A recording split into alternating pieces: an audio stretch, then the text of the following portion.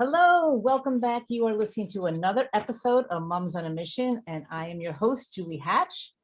And today, I'm really glad that you are with me because I have a great guest named Daniel Linder, who is masterful in relationships, all kinds of relationships, husband-wife relationships, spousal relationships, partner relationships, parent-child relationships, co-workers, all kinds of relationships, because life is made up of relationships, certainly. And Daniel has lots to say about relationships. So we're going to be talking with him today about his book and about his work. So let me first introduce Daniel Linder. He is a relationship expert and trainer. He is a licensed marriage therapist. He's a facilitator of conversations, and he is a self and relationship-based therapist. So let me introduce Daniel Linder. Hi, Daniel. Well, hello there. Hello. I'm so happy to be here. Well, you know what? I'm going to start with my book. I'm going to mention my book. I have an upcoming book planned to be ready to be read and distributed the beginning of next year. The name of the book is Happily Ever Now, The Birth and Life of an Intimate Relationship. So I'm going to tell you a little bit about how I got to write this book and who it's for, and then we're going to focus, excuse me, we're going to focus the book and all the material that I'm going to refer to in the book for parents. So Perfect. let me give you the introduction. Why did I write this book? Who is this book for? If you're like me, and that is if you believe that the quality of your life is the quality of your relationships. If you are someone like me who wants to connect and be intimate, close and connected in my relationships, more than anything, that's your number one. That's what's most important to me. Yeah. So I'm writing to people who it's that important to them also. And they might be feeling a little lack of fulfillment or a lack of know-how and don't know how to create what they want. And that's what I do too. So for people who want that and the how-tos to create that to happen for them. But for you, Julie, and every one of you people, the other part of the book is for, again, if you're like me, if you are a parent who wants more than anything to see your children grow up and be in healthy, nourishing relationships. And if you as a parent want to have a closer and deeper connection with your children, I am speaking to you. I am speaking to you in this book because for me, I'm a parent, and obviously I got it going with my kids. And so I have gotten to see that. My kids have this uncanny ability. All their friends from when they were in grade school, through high school, through college, and now all of their friends that I met are great friends with them. And, you know, I've interacted with them in many ways, and I connect with them and I love them so much, but their friendships, they have this uncanny knack. Their relationships with their peers are phenomenal. And also in my relationship with them, I just was with them over the weekend in San Diego and we were all together. I couldn't be closer to them. We spent this special time together in San Diego, and what the feeling was being together is that the purpose of my being there this weekend in San Diego was to look at houses so I could move. Taya, my wife, and the mother of the kids, we're going to move to San Diego. Why? To be closer to my children. Why? Now? And that's because my older one and my daughter-in-law, they've been calling us. They've been telling us they want us to live closer. But I also think that my older one is getting ready to have a baby. They're not pregnant. They're at the age right now. She's feeling it. They want this to happen. I think they're talking about it. and they want us to be closer by for that event and for that growing up, sharing that process with them. So we were called there, and my younger one, who's living in the Bay Area now, I foresee him moving down to San Diego just so he could be closer, so we could spend more time together. So we are incredibly close, and I know what it's like. I know what I did to do that. I know what I'm about. I know how this happens. And so I want to share it with all of you who are like me, who want to experience that in your relationship with your kids. So you could have deep, growing relationships with your children forever. So you're not in the role of parent and child with them all the time, but you're able to relate to them as who they are, as growing people, and get to know each other and connect from where they are and who they are. This is what I want, and this is happening, and I'm going to tell you how it works in this book. That's awesome. All right. First of all, we have to wait for the book, or are you going to give us a couple of highlights as we get talking today? I'm gonna be giving you material from the book that, okay, you know, if you're interested, if you're getting value and you're resonant with what I'm saying, that's just gonna give you all the more reason and motivation to read the book, because it's gonna be in much more depth and in the context of relationships and creating relationships. And yeah, it's gonna be, yeah. So I think that this is great. I want to hear what you have to say, because my kids are grown also, and a lot of people that are listening have kids that are a lot younger, and I think that they probably can't even fathom the fact that they're going to have adult to adult relationships with their kids at some point, but they will. And I believe that the quality of that adult to adult relationship is the groundwork is all being laid now when they're young. So whatever that you have to tell us will be good, and people may, like I say, not be able to imagine with their kids being grown and gone, but it will happen. And so you want to make the best of now to make it better then. Yeah, their models, our children's models for relationship, how to do it and how they turn out to be, are their parents' relationship and their parents' relationship with them. Yeah. That is what their model for what relationships are. The deepest, closest relationships, that's where they learn what in real time, in real life, how those relationships happen. We're the role models. Yeah. And just excuse me.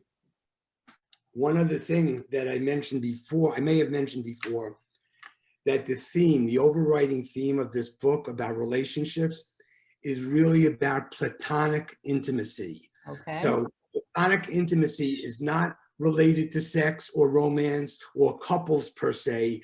It's all significant relationships. So I believe that the quality of our significant relationships, the deeper and more connected they are, the more nourished and greater our quality of life and relationships will be, and it just feeds itself. So platonic intimacy is inherently nourishing, just when you can connect with someone and feel an understanding, and you feel each other, and that becomes a conscious experience. That is inspiring to me. That is uplifting. That is happening. That is what I want. And when I feel it, and when you feel it, this is when you get bigger. This is where you grow. This is where you start feeling some fulfillment and satisfaction that what you want in your life is actually materializing. Yeah. And you're creating. Yeah. This is what I want to do in this book. I want to show you what's involved in relating and connecting and platonic intimacy, so you could go out and have more of that in your life. Yeah. Yeah. Relationships are everything in life. Like I said, it doesn't matter who the relationships are with. Unless you're a hermit, I think I said this before, unless you're a hermit, life is all about relationships. And so this is great. This is going to help people learn how to be more, I guess, have more healthy relationships, how to develop relationships. Tell me a little bit about, first I'm going to take a stop for a second and say, to find out more about Daniel and to find out about his book and to find out about pre-ordering his book, His website is relationshipvision.com. And I will mention that again at the end of the show, relationshipvision.com, and you can connect with Daniel that way. So Thank you. the material that you have written about and that you use in your professional life, does it come from how you raised your kids and how you were with your wife, your own personal experience from relationships, or how did you come to all this information or material? You know what I say to that? What I say to that is, no, I think it preceded my having children. And what I say about that, I'm a natural born relater off the streets of Brooklyn, ready to relate to anyone, anytime about anything.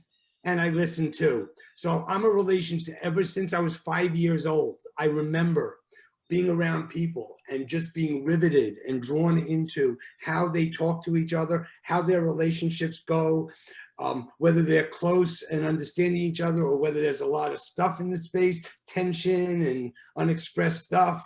And I registered that, and I was just very interested in, I was really drawn to it, actually, just watching how that goes. And so I think I have I don't know if it's genetic or what, or maybe it's just my natural passion and interest, but I really, and I was always interested in relationships since I was 5. Yeah, well, you're certainly a natural at relating with people. You are a natural, so, and I'm sure that people watching, I think, wow, I would love to be able to relate to people as easily as you do, so. Well, another thing, being from New York, I think, I don't know, I just feel like my New Yorkness, it's so me. I'm a Brooklyn guy, even though I've been living in California and out of New York for 50 years, for 45 years. It's who I am, and it made me who I am. And the way I talk to people, the way they get me, I speak up, I'm kind of direct, and I could be brusque or intimidating in my directness and my bigness, yeah. But you can count on me I'm usually connected to what my experience is, what's going on, and I'll tell you from my awareness, whatever I'm thinking, whatever I'm feeling, you can count on me for that. So that is a way I am in relationships, and it opens up the space and invites others to come out and meet me from where they're at. Yeah. So, so I've been doing this all the time naturally, but then when I got into, after college and I had to figure out what I wanted to do with myself, I got into majoring in therapy. And when I graduated college, I figured out, what, I do want to be a therapist. And what do I want to do as a therapist is I want to work on relationships. So the kind of therapist I am, what I say is that I am a self and relationship-based therapist. That makes me unique. All the work that I do is about empowering others, to transform the quality of their relationships, all of them, all their primary relationships, by developing the relationship with their self. So that's it in a nutshell. I'm a self and relationship-based therapist. So your relationships, the quality and depth of your relationships always comes back around to the relationship you have with yourself and how grounded and dialed in you are within yourself, that you could then bring that awareness and that connection of what your experience is into your whenever you're relating to someone.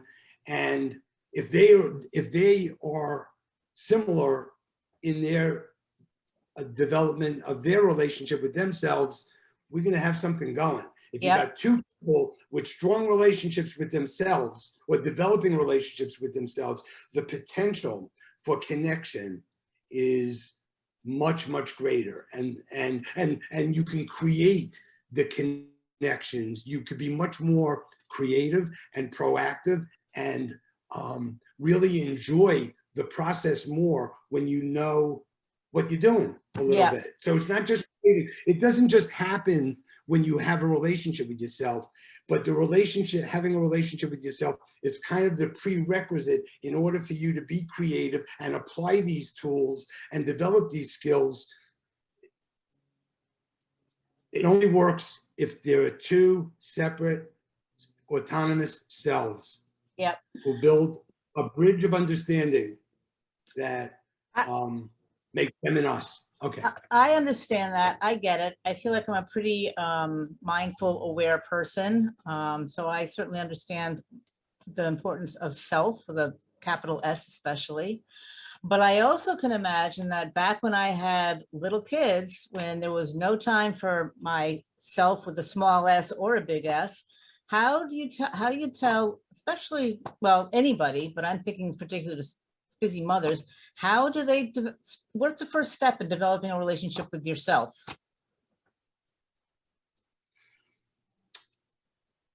Um,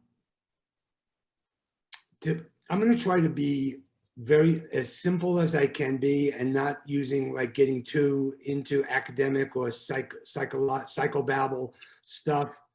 It's very, very simple. Having a relationship with yourself means that you are aware and connected to your experience in the moment, and that at any given moment, you can pretty much share what you're thinking, what you're feeling, what you're wanting, making I statements, saying this is how it is for me. Because this is the entree that starts the conversation. You have to be there. You have to be present, and you have to have something to bring, and to bring to the table, the co-creation, the table of co-creation. And that's, it's always going to come back to that. What are you thinking? What are you feeling? What do you want? And then you can compare notes. This is where I am right now. What's going on for you right now? What do you share? What's your experience? What are you thinking? What are you feeling? What's going on for you? So once you have that conversation going on, you're going to be connecting. You're going to be connecting a lot more. Your conversations are going to be a lot more productive. So having a relationship with yourself means that you're dialed in, you're aware, and you could articulate, you can express, you can look at someone in the eye and say, this is what I'm thinking about in the moment, about whatever's going on, whether you're thinking about the weather or the politics, or you got an issue going on with the person that's next to you, who you're looking at, or you, whatever's going on, you have a feeling you want to, you initiate yourself, you bring yourself out. That's how having a relationship with yourself, how it makes all the difference. It's the prerequisite. Okay. Yeah. So. Yep, perfect. That's a great answer. That's very good. Now that also makes me think that, and I've talked with you before about this, and I'm gonna bring it up again when we talk about relationship with kids. But first, that you feel safe stating what you want to state with whoever you're communicating with, and that there's honesty. Does honesty come in here, or either with yourself or with whoever you're relating with, or is that not? Honesty. Okay, before you mention honesty, we're going to get to honesty, but safety. Now, this is another thing I could say to answer your other question about what does it mean to have a relationship with yourself. So I said that you are aware, you're connected to your experience and what you're feeling. And so when you have a relationship with yourself, you have a sense of worthiness that whatever you're experiencing, whatever those thoughts and feelings are, they're valid, and you're worthy to have them and to share them.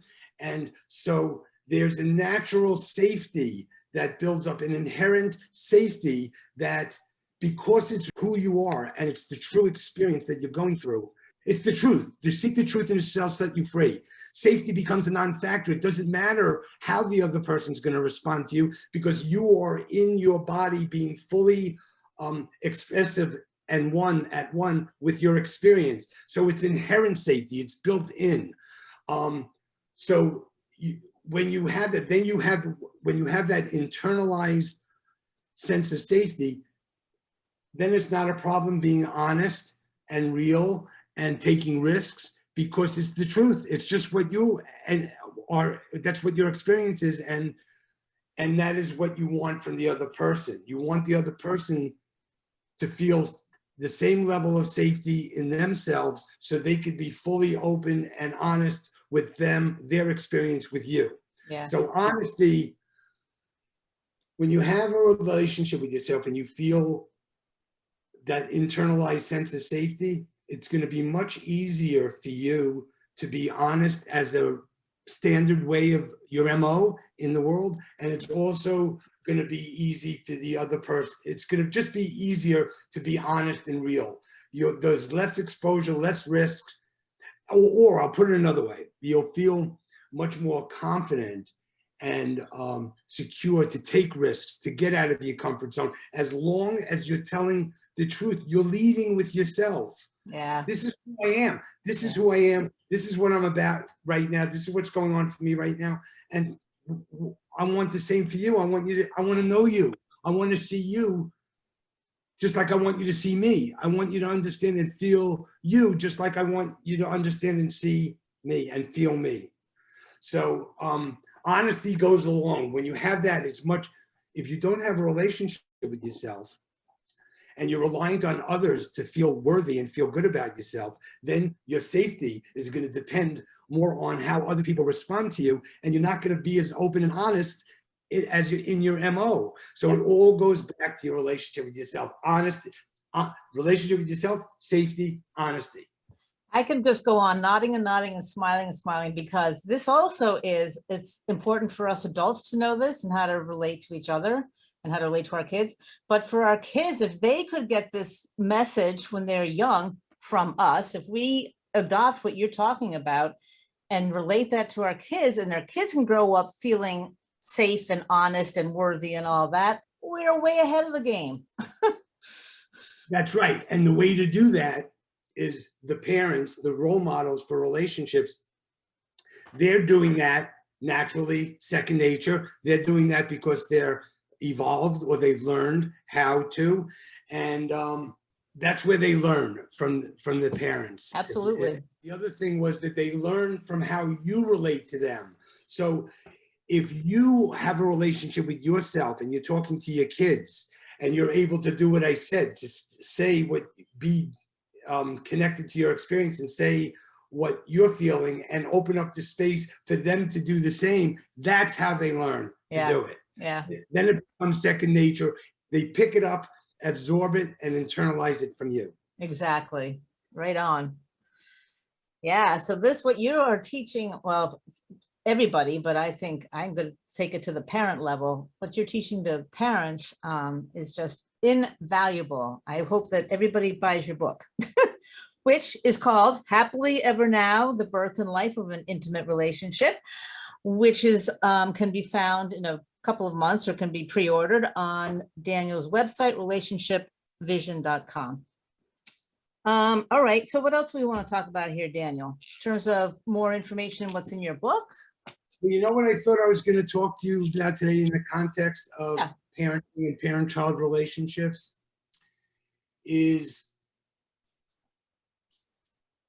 the 4 basic essential skills that you need to have in order to be role models and also to connect deeply in your relationships. Okay. So the first one is self-awareness. So self-awareness is pretty much part and parcel with having a relationship with yourself. So I'm not going to go any more on and on about self-awareness.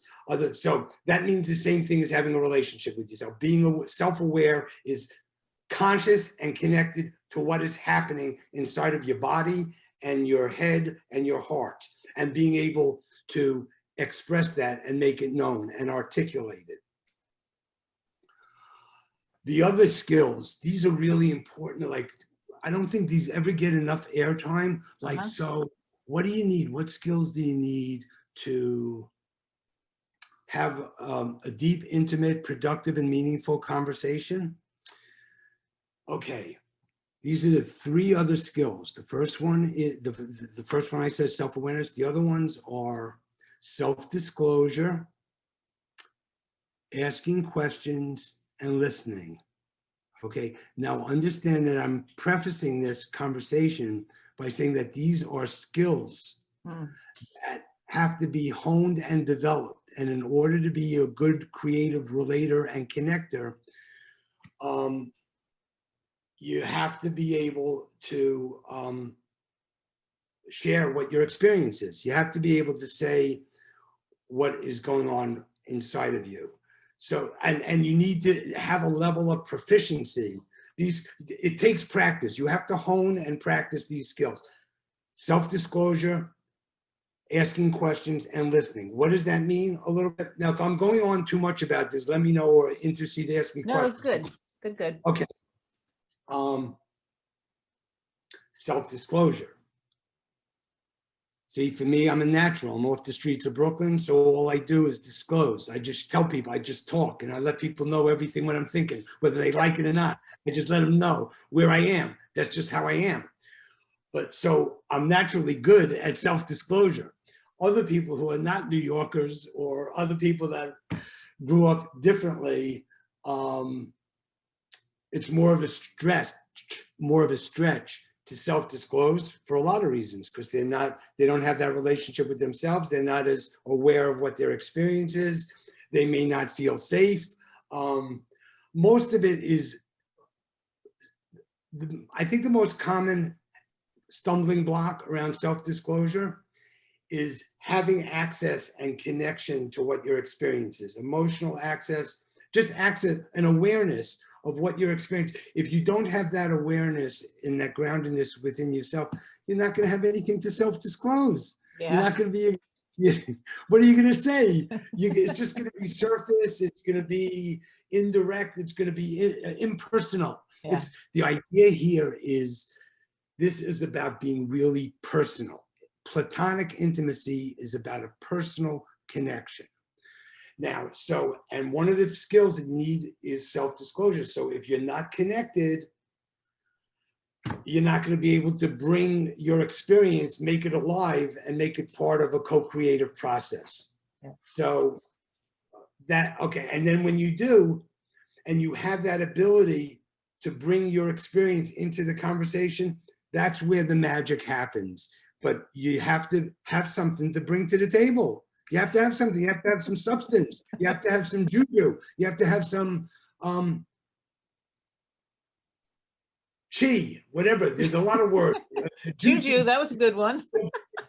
Depth. Yeah. So because it's this experience that's alive and felt. And that is where the magic happens. It's from that substance, that true experience that you have to be able to access it, to be able to bring it in to a co-creative space, like when you're relating to someone or having a conversation. And if you do, wow, that's a prerequisite for the magic, for the connection to happen. You got to bring something to the table and be willing to put it out. Okay. Okay, so then the other thing, so that's self-disclosure that is personal in nature. Then you have asking questions. This is something that I don't hear that many people talking about, but it comes up so many times, not just with parents and children, in all relationships.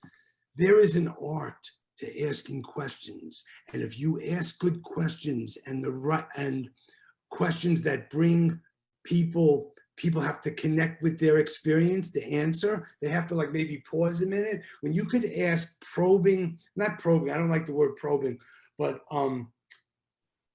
thought-provoking, provoking questions that require a pause, maybe a surprise, like maybe they weren't ready for that question. So you ask the question and you allow a lot of space for them to take a few breaths and see if they can connect with the answer.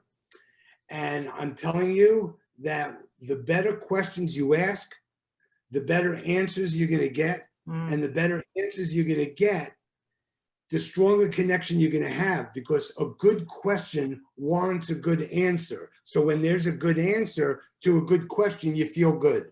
When there's a good question to a good answer, you feel good. Yeah. Because I'm asking you, I could ask you any number of questions that could bring you, that could bring you into your feelings. And I want to know, the idea about asking questions is you're saying that I want to get to know you. I want to know you more deeply, more inside. I want to know more about who you are and what your experience is. That's why I'm asking those questions. because I'm interested in going deeper from the more surface kinds of conversations that we spend so much of our relationship time wasting. So true.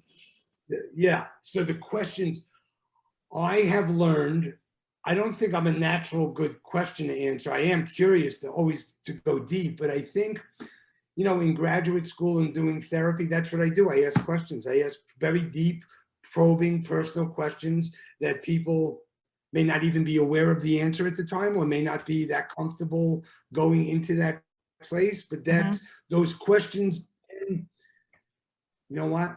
You got to be comfortable going questions, taking a person out of their comfort zone. Yeah. The key to asking questions is being comfortable with taking a person out of their comfort zone. Yeah. Too bad. What? You're out of your comfort zone. So now you could be real and you could check yourself out and see what's going on in there and share it with me and we can connect on it. So a question that makes them squirm a little, huh? Yeah, but you have to want to squirm. You have to be that kind of person that this is what I was saying, goes back to the beginning. If this is what you want, if you really want to connect and deepen your relationship with your kids, you can do that by asking really good questions. Yeah. Asking good questions, and these questions could start conversations. They could be a lead to a whole other thing. Once you ask a good question and you get a new answer, a good answer, the conversations becomes kaleidoscopic. You don't know what's going to happen, where it's going to go. It's a mystery. It's a natural unfolding. It's really, I'm telling you, when I ask good questions and I get good answers, holy cow, there's something. The energy warms up. It becomes more dynamic. You get more engaged. You get more alive. And you really enjoy it. It feels good. A good question and a good answer feels good. Yeah. Okay. That's very interesting, because I understand, and you're going to get into listening, and that's self-evident to me.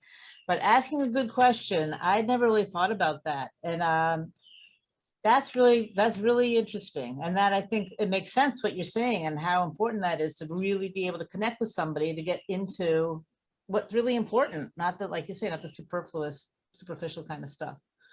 So do you go into that in your book at all, about how to hone the skill of asking questions? All this stuff that we're talking about, essential skill, is a chapter. It's just a chapter in the book, and I go through it, you know, self-awareness, self-disclosure, asking questions, listening. So there's a lot more in it. I'm just whetting your appetite right now. If you never read the book, I still want this conversation to be able to be of value to you, and you could apply it and use it now going forward in your relationship, especially with your kids. Yeah. Yep. Okay. So now the fourth one is listening. Okay. Listening is another thing, you know, it's like the sleeping giant, you know, there's listening.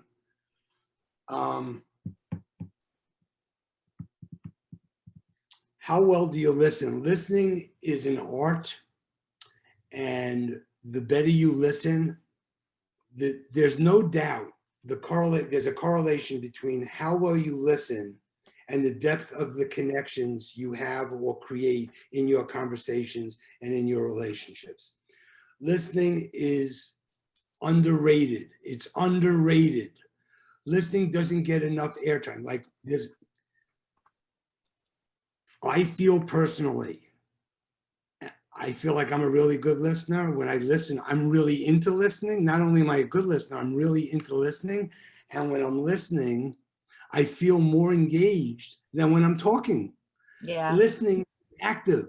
This is active. And when you are talking to someone who is actually listening to you and you feel heard, oh my God, then your heart melts again. You have that warm, close feeling again, and you're feeling really good. And this is what you've been wanting all the time. Listening is power.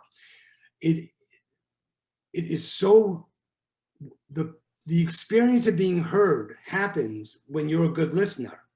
And if you're not a good listener, the people who are talking to you are not going to have that experience of being heard the way that really lights them up. Yep. They'll just be talking, become like a mundane, everyday kind of conversation, come see, come, you know, ho-hum conversation. And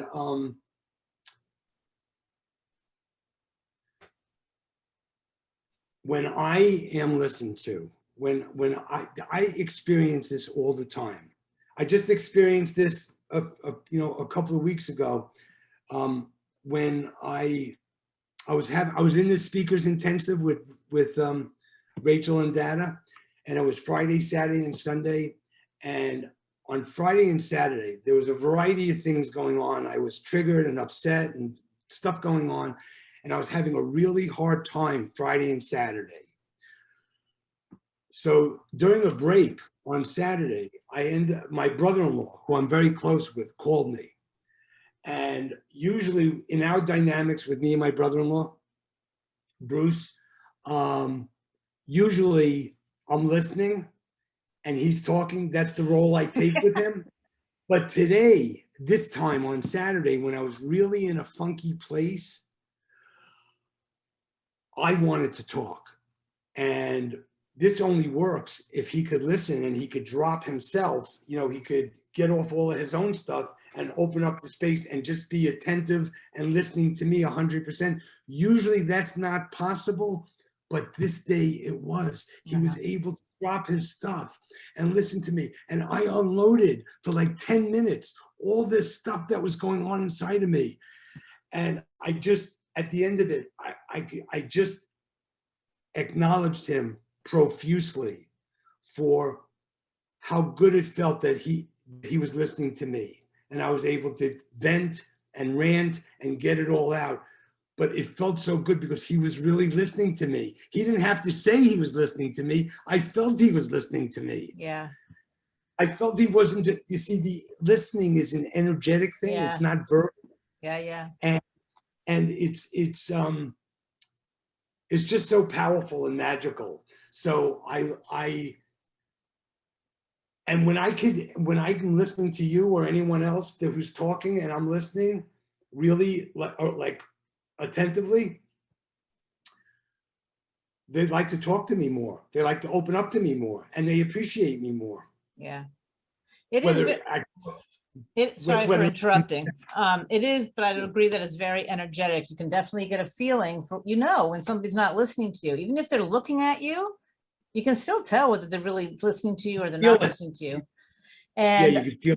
Yeah. And I also think that in many, many conversations, I speak for myself, is that you're in a conversation and somebody says something and you're listening, and then you think, oh, well, wait, I'm going to say this. And you stop listening because you're waiting for a pause so that you can say what you want to say. And that's not really a back and forth conversation. That's just you wanting to say what you want to say without listening to the other person. I think that that's pretty common. Yeah, and then what? Yes, it is very common, all too common. That's why I put it a whole chapter on these skills, and why I'm putting listening as being maybe the most powerful skill that there is, because the overwhelming majority of conversations and relationships that go on out there in the world, we're not listening. People don't listen. They don't know how to listen. They're thinking, they're talking about other things. They don't really hone in on what the person's experience is. You're listening to a person's experience. And when you're talking and the person's not listening to your experience, but wants to say something or talks about something else, or it's felt, and it creates disconnection, it breaks the relationship down, and that is the prevailing norm. Most people in relationships are not listening to each other when they're talking to each other. So in my workshops, in my therapy work,